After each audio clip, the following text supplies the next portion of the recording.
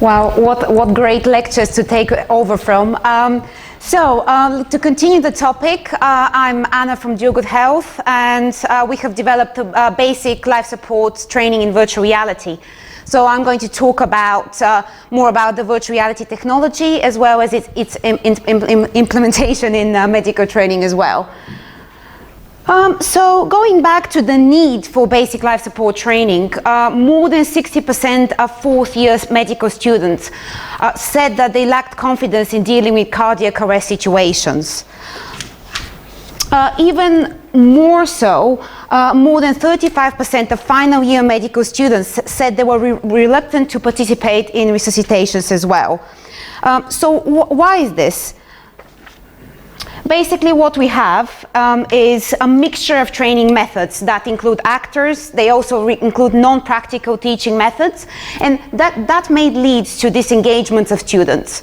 They want something that's more immersive, something that is going to help them retain the information in a more practical way.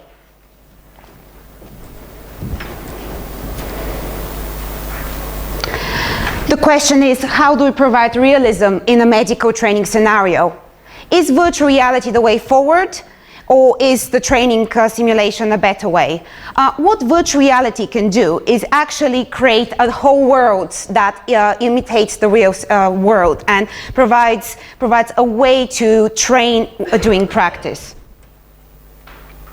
There are key advantages of virtual reality that we've discovered based on our practice in training, and I'll go through each of those in more detail. So let me talk about realism.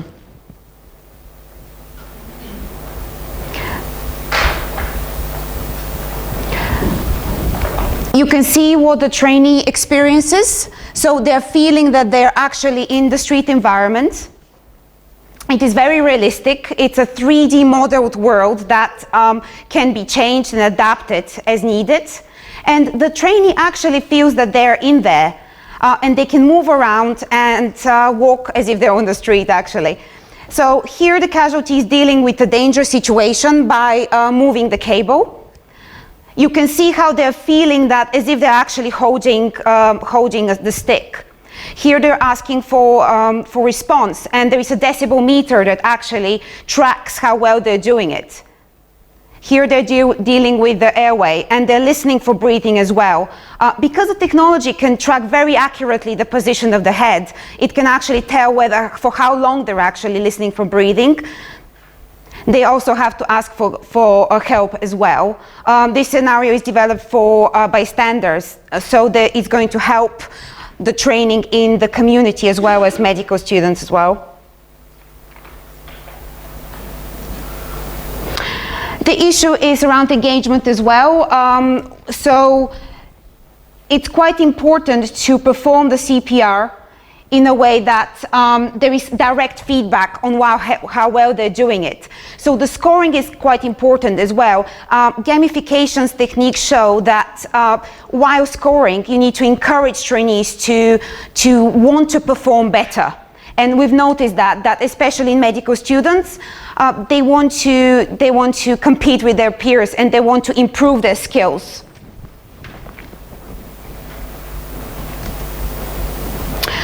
While speed is an issue in a professional training environment as well, it's important to save time for medical training, and we've discovered that we can save potentially up to 60% of the training time. Based on the study that Shafali was saying, there was quite a reduction in the time of training with VR in comparison to the traditional offline group as well. There is something else about virtual reality, and that's the ability to send a version of the software to any part of the world. So we've conducted a study in Kenya as well this year in association with American non-profit CPR training provider. And what was good there is that we can actually send the software for them to try and learn in their own settings, which can help in some rural areas where limited nursing programs are available. That is going to help them learn on the ground without the need for expensive equipment as well.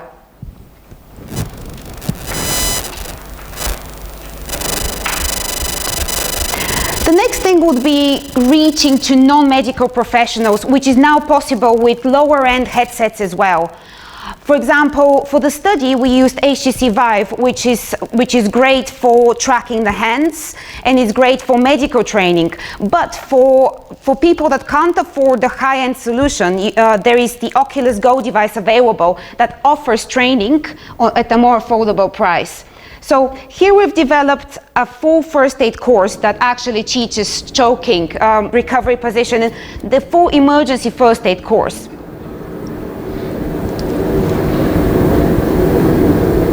Wear gloves if available.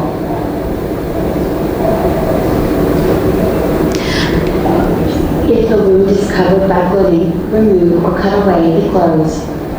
Apply direct pressure to the wound to stop bleeding. So we have direct instructions in the app. Users can actually select which area they want to practice. This is the first time. This is the first time we're showing this, so it's. Can I help you? Can I help you? Place the hand nearest to you at right angles to the body. Tuck your other hand under the side of their head. Bend the knee farthest from you to a right angle.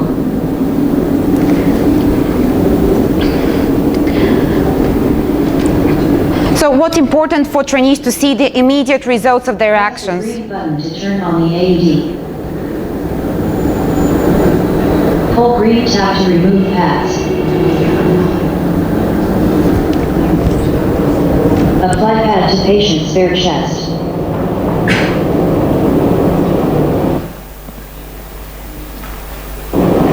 Oh, 1 second. So some questions to ask. From our experience, there's some areas that there is no definite answer. For example, what is the ideal age of trainees? We've had a range of age groups that have tried our experiences, and we can't definitely say that there is a direct correlation between age and enjoyment and interaction in the actual experience. So that's something probably to be researched further. There is also the idea of fragmentation in the virtual reality space. So what that means is currently there are quite a lot of different types of devices. So imagine back in the days when you had so many computers, and we feel that virtual reality is at this stage at the moment. I mean, I don't even know what these computers are, but my colleagues told me about them. So we feel that virtual reality is at this stage at the moment. I mean, we still have the cardboard, which is a cardboard. And we've got some other mobile headsets which are brilliant, but we feel that this could be improved. Also, pricing just has to go down, pricing of the higher end devices as well. So this is something for the future. Where is virtual reality heading to? You can see how in flight simulation they started with simple 2D graphics, and they now have really fully blown simulator machines. So we feel that virtual reality is at this stage somewhere in the middle, not at its currency, but it still has a long way forward as well. Saying that, what's important is that you've got this brilliant way to learn that engages and that probably helps people learn better because they enjoy themselves, they do practical learning, and they basically improve their skills in this way. So here is a bit more experiences from the various trainees as well.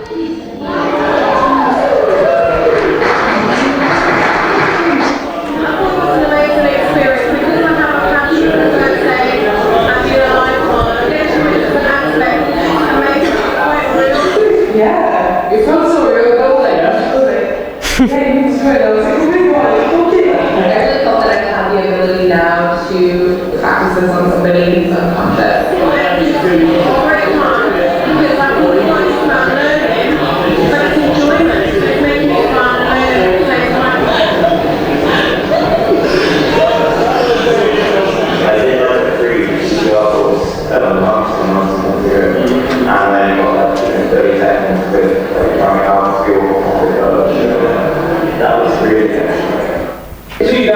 solid.